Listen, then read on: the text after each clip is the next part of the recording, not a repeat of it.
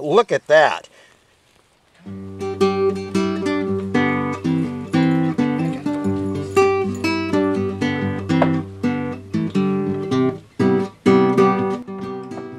Well, when you're out in the woods and you're cutting firewood, or you're just out there and you got your chainsaw with you, and maybe some food you want to cook, but you forgot the grill, what are you gonna do? Well, here's an idea that has been around for a while, and I just thought I'd do it for you. And I thought I'd cook some Mountain Man hash while I was at it. This little device is called a Swedish Torch. It's really an interesting thing. It's not something that you'd probably use all the time, but it certainly will work in a pinch. You pretty much have to have a chainsaw with you to do it the way I'm doing it. But if you want to, you could use split firewood and bundle it together and bury it partway in the ground to hold it together, and that'd work too. Work just fine. But this is the way you do it with a chainsaw. Okay, what we're going to do is we're going to cut it across here, and then we're going to make a square cut, okay. And then we're going to cut it again, okay. Square, quarter off. But don't go all the way to the bottom.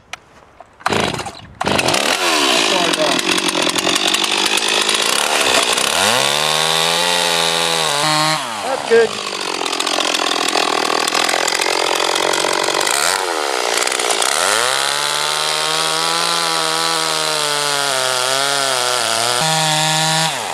That's good.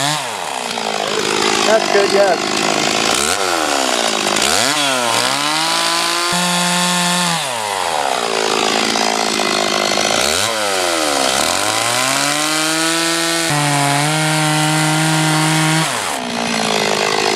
Beautiful.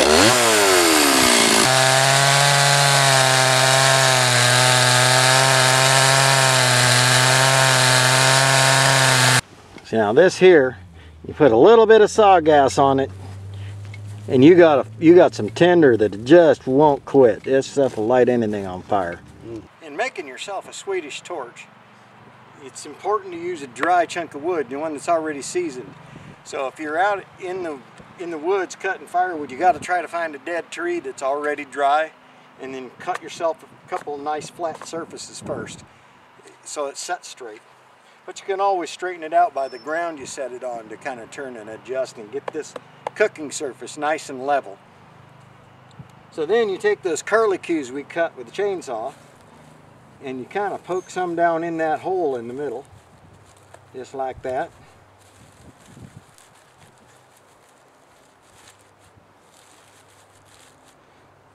A few more on top. When lighting this on fire, you can use just about anything you want. You can use a little bit of sawgas on there. Don't go crazy though, because you don't want to get burnt. You can use a little bit of diesel, or you can use what we're going to use today, and that is some barbecue lighter fluid. So let me grab that here real quick. We'll squirt some on there. We'll light this thing up, and once it gets burning sufficiently, we'll be able to cook on it.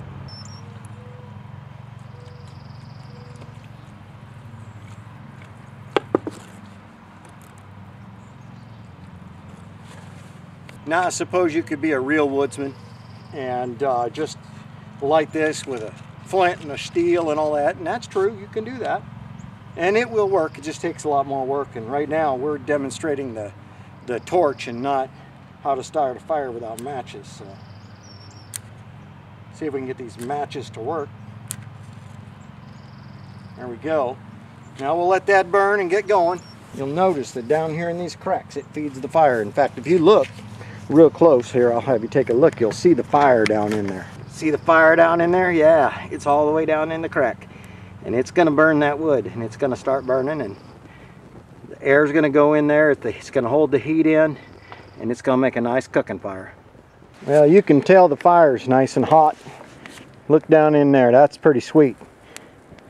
There's a lot of heat coming right out the middle of that thing. So let's start cooking some food.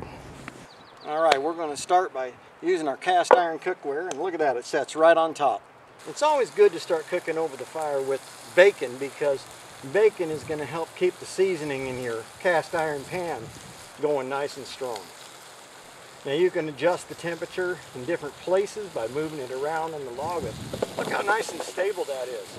And it's cooking away, it's cooking nice. When you're cooking over a fire in a survival situation, don't forget to pack the spices. I mean, the spices are important. You can put all the staples you want in there, but if you don't put spices in there, you're gonna have one bland dinner. So let's spice up this bacon a little. Now I've got some crumbled up sausage, I've got some chopped up onions, some chopped up asparagus, all raw, and one potato. And I'm gonna pour it in this pan. All right, and we're gonna cook that up over our fire. Got my Kevlar glove here, keep from burning my hand. Sometimes if it gets a little hot, you gotta take it off. A fire's not something you can just turn up and down. You gotta know when to pull your food off of the heat and let it simmer a little from the heat of the cast iron pan. Otherwise you end up burning your food. All right, well these potatoes are starting to cook down. They're just about there. I'm gonna set our lid to the side here, and while I got it off the fire, I'm gonna add a couple more things. I've got a jar of minced garlic here. I'm going to add a little bit of garlic to this. There, I like garlic a lot. I'm going to add that in there at this point because I don't want to burn the garlic. I just want to cook it in. And I'll stir it around here.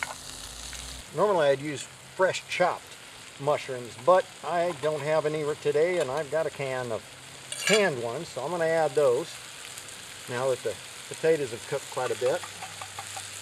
So it'd be much better with fresh ones that you've chopped. I'm also going to add some sun-dried tomatoes. Add a few of those in there.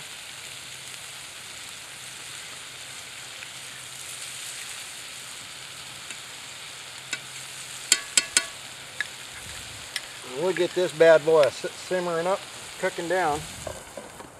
You notice how good of a cooktop this is turning out to be. Man, is this ever nice. All right, let's check that out. It's been simmering for a while. Oh yeah, look at that.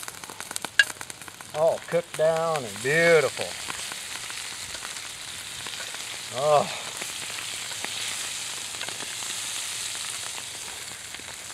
Now to top it all off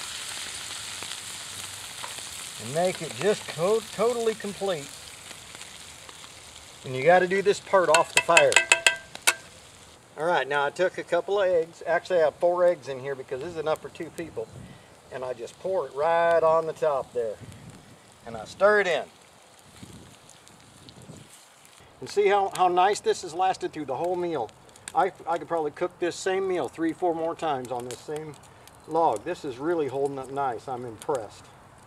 Now don't that look good? Now that's some mountain man hash right there. That's right. Put a little bit of hot sauce on that bad boy and you got a meal.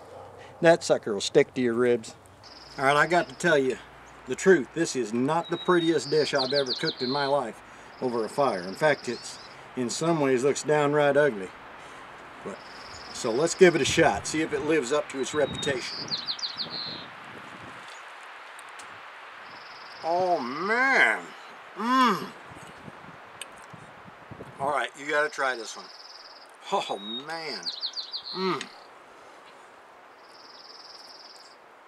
This is some good stuff right here. Oh. All right, that's it. I'm eating both plates because I ain't sharing this stuff. This stuff's too good.